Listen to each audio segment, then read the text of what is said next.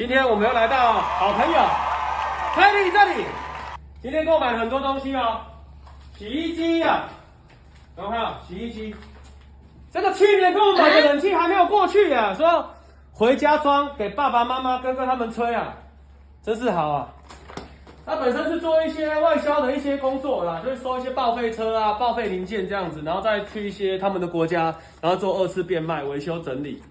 有需要继续关注我们哈，谢谢。